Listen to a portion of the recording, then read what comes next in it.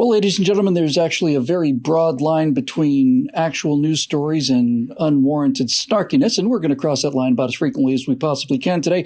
Hi, everybody. I'm Bill Whittle here with Steve Green and Scott Ott, and this is your right angle on the man-baby epidemic in terms of our nation's news media and elsewhere as well.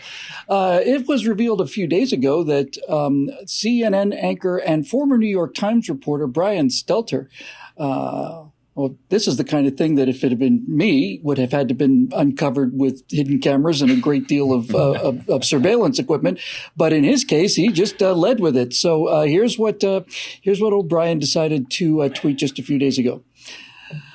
Last night, I hit a wall, gutted by the death toll, disturbed by the government's shortcomings, dismayed by political rhetoric that bears no resemblance to reality, worried about friends who are losing jobs, kids who are missing school, and senior citizens who are living in fear. I'm going to interrupt here to say that this looks like the opening montage for Joe Biden's upcoming political campaign commercial. Back to Brian Stelter's tweet. I crawled in bed and cried for our pre-pandemic lives, tears that had been waiting a month to escape. I wanted to share because it feels freeing to do so. Now is not a time for faux invincibility. Journos are living this, hating this, like everyone else. And scene.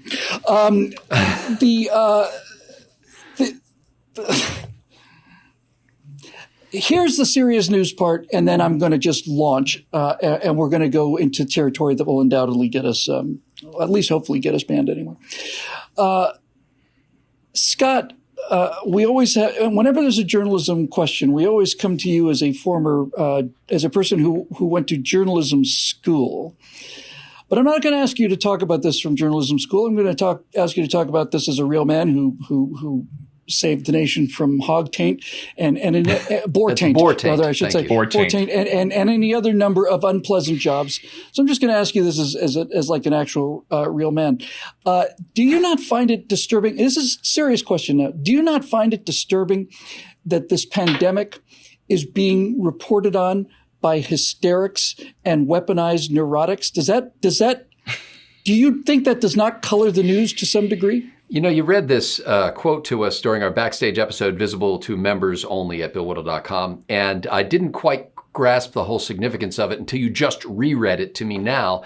And one of the things that struck me was it's not so much, I mean, it's a combination of the tragedy of loss and horrendous inconveniences to Brian Stelter's life. But really, what made him crawl up into bed, he didn't just get in bed, he crawled into bed and wept, was President Trump, because that's what he's talking about.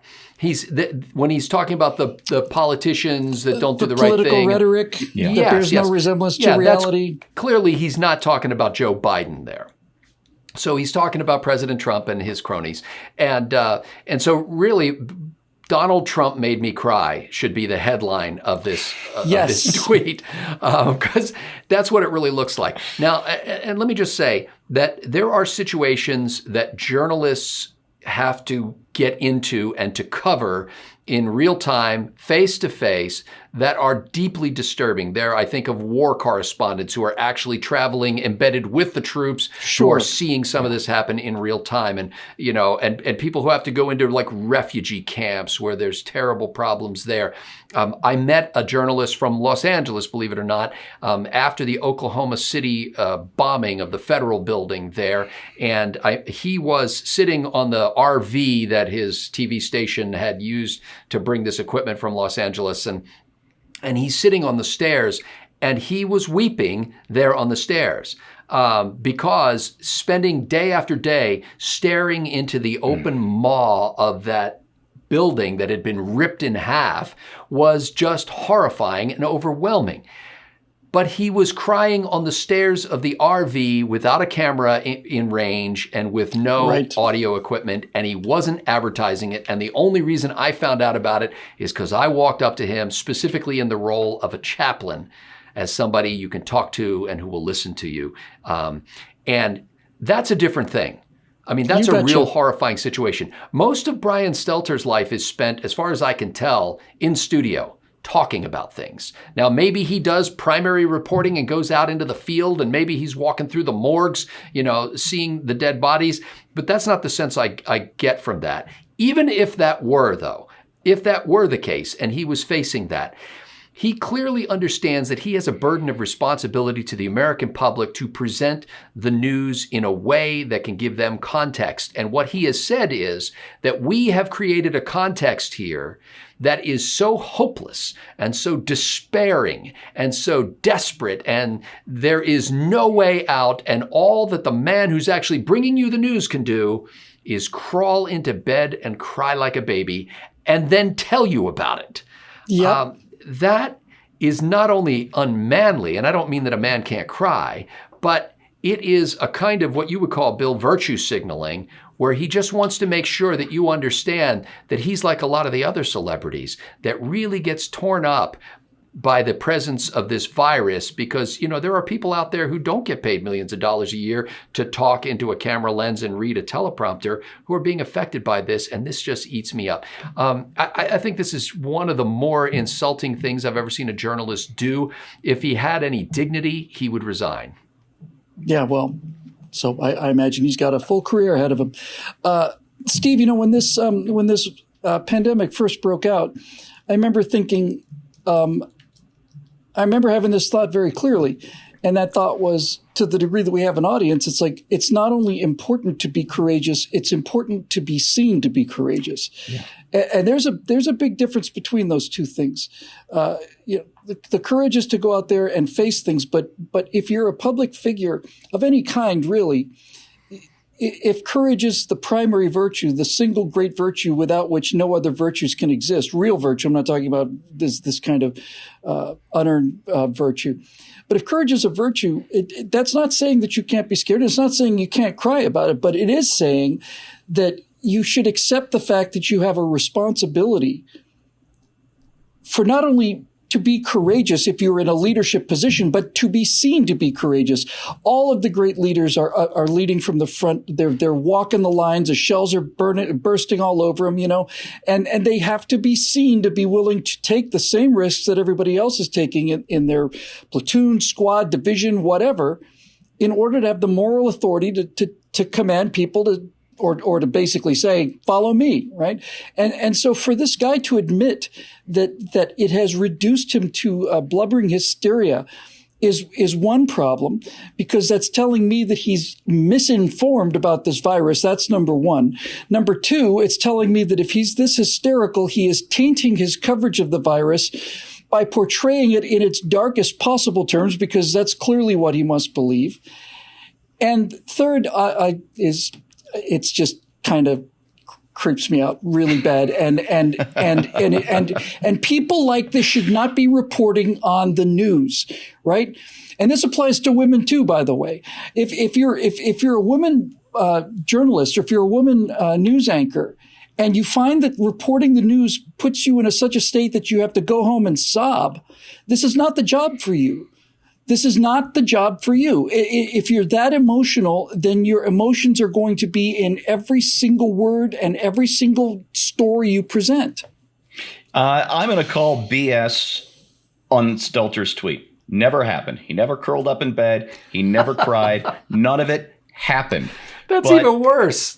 But victimhood, having the feels over bad things, is the currency of the progressive realm, and this is how he is playing it. And it's not that he's affected so much by his coverage or other people's coverage. It's that this is a part of creating the coverage. His whole fake crying thing, that's a part of creating the atmosphere that he and the left-wing media want to create. It's an act, it's showmanship, and it's really telling. It's a sad state of our society that there is a large segment of the population, and virtually his entire industry, who will praise him for this. And I don't think they even mean the praise. Again, it's all an act. It's a show. It's to create the atmosphere, the circus atmosphere that they want to need to push the agenda that they want to need. There's a thing here, though, that really bothers me.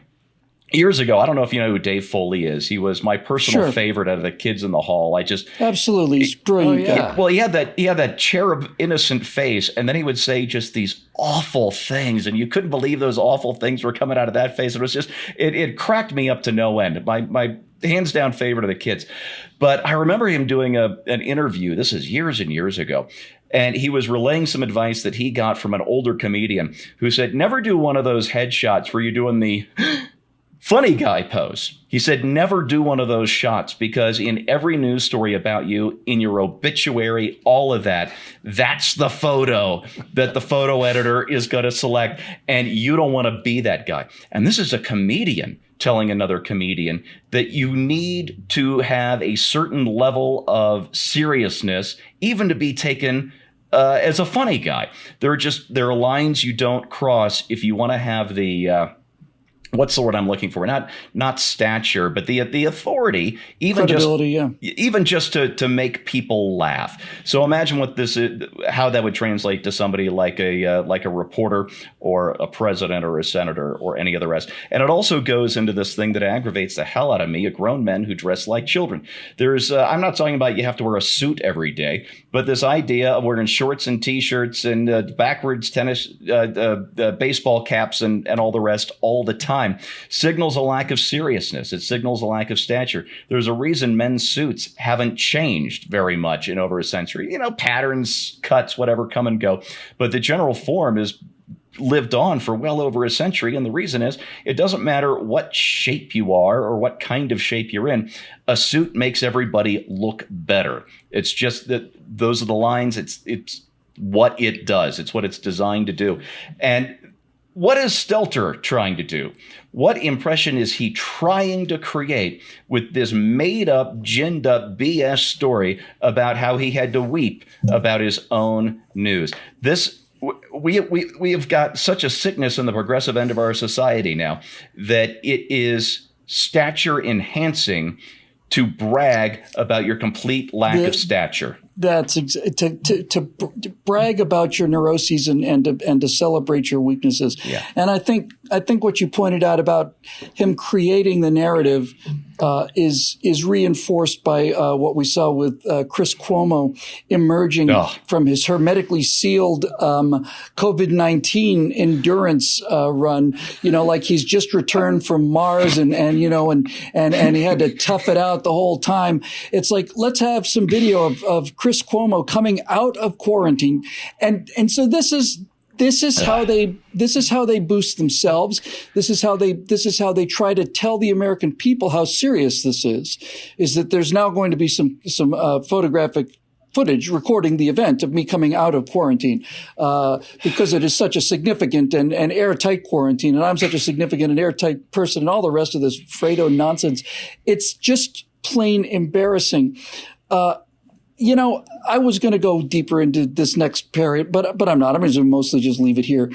But I was looking at a series of candid shots of Brian Stelter, and anybody who's had to take a lot of pictures. And when I go out on speaking events, so I've had like thousands and literally dozens of people have asked me to have their picture taken with them over the years, and so you get everybody has this. You have your picture smile. Okay, everybody ready? Let's take a big picture. Ready? And everybody has a photo picture smile.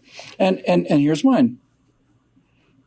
Now, I looked at a bunch of pictures of Brian Stelter, and Brian Stelter has what's just called the soy boy smile. This shockingly artificial, weird,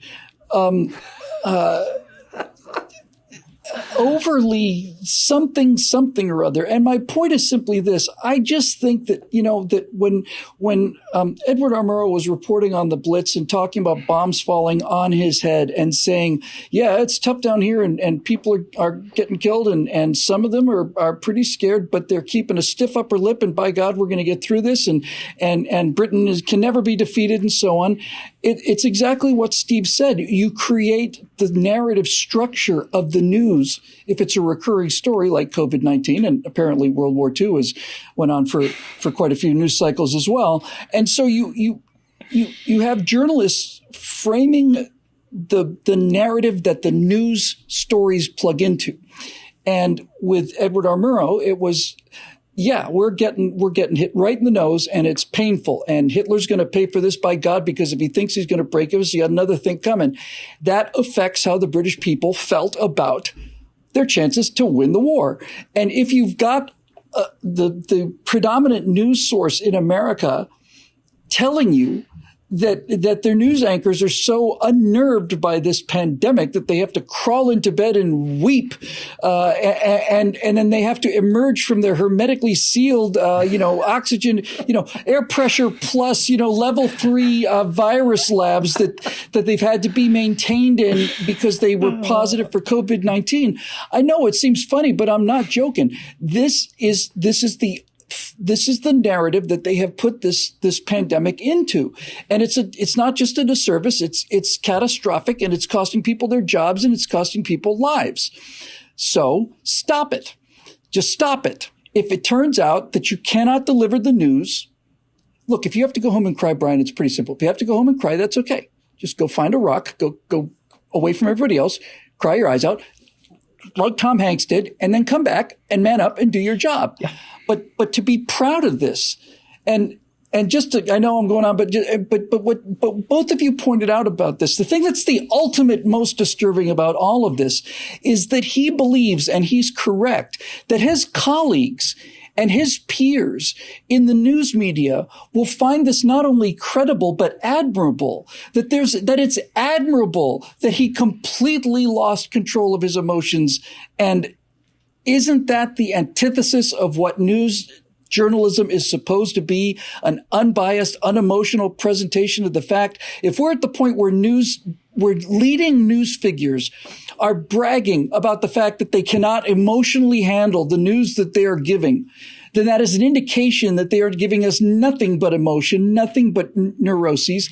And it's pretty good evidence that you should probably stop watching CNN, as if you needed more evidence in the first place. That'll do it for this edition of Right Angle, made possible by the members at BillWhittle.com who continue to keep us going. And for them, I'd like to just say, thank you. That's my soy boy Brian Stelter face. And now, just for the sake of for our thumbnail, we're all three of us, for your viewing pleasure, going to do this live. All three of us are going to do. Now you got to make this face for me. I have to see it because I didn't see Brian do it. So do it for me again. Do you have yeah, it's. Okay. On the count of three. So we'll all three do our soy boy thumbnail for this. Ready? 1, 2, 3. Okay, that ought to get us lots and lots and lots of clicks and lots of membership cancellations. I'm going to crawl into bed and cry. Well, I want a full report after you're done.